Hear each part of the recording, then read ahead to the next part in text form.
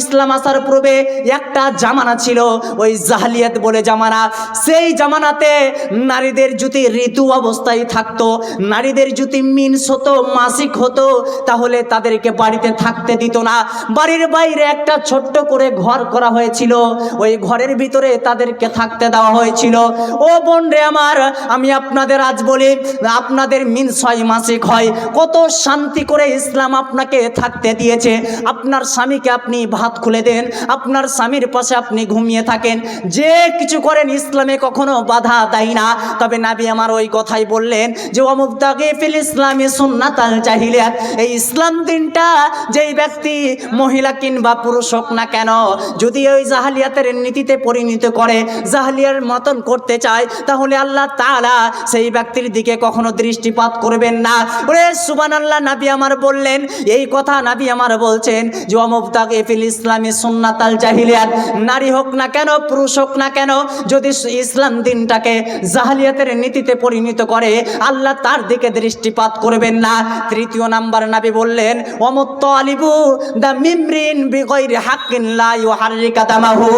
নবী আমার বললেন কোন মানুষকে তুমি আজকে 50,000 টাকা দিয়েছো, সেই মানুষকে সুদের উপরে টাকা দিয়েছো, এবার আপনাকে সেই টাকা ফেরত দেয় না, আপনি আল্লাহকে বলছেন হে আমার রব, আপনি ওই মানুষটাকে আমি টাকা দিয়েছিলাম, আল্লাহ তুমি ওকে দুনিয়া থেকে উঠিয়ে নাও, ওই আমাকে টাকা দেয় না। অতএব বিনা কারণে যদি আপনি কাউরের উপরে অপবাদ দেন, কাউরের জন্য মৃত্যু কামনা করেন, আল্লাহ তাআলা আপনার দিকে কখনো তাকাবেন না।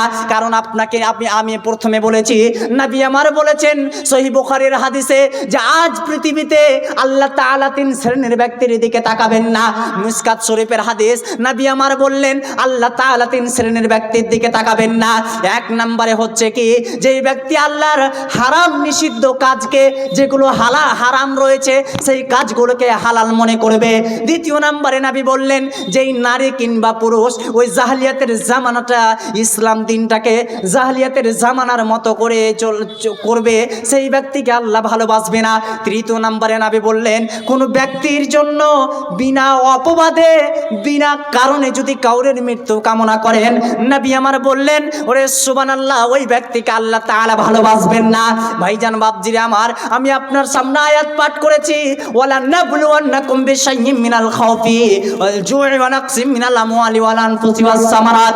নবী আমার বললেন যে আল্লাহ তাআলা নিজেই বলছেন আমি মানুষদেরকে 5খানা জিনিস দিয়ে ভয় দেখাবো, 5খানা জিনিস দিয়ে আমি পরীক্ষা করব। এক নম্বরে ওয়ালা নাবলুওয়ান্নাকুম বিশাইয়্যিম মিনাল খাউফি ওয়াল জু'i, এখানে খৌফ শব্দটা ব্যবহার করা হয়েছে। অতএব আমি ভয় দেখিয়ে মানুষের ওপরে ভয় দেখিয়ে আমি তাকে পরীক্ষা করব। সেই ব্যক্তি আমার ওই অন্তরে ঈমান রেখেছে, আমার ভয় রেখেছে, আমি যেই কথা বলেছি সেই কথা মেনেছে কি না, সেই জিনিসটার দিকে আমি প্রতি লক্ষ্য করে আমি আল্লাহ তার প্রতি আমি তাকে দেখব।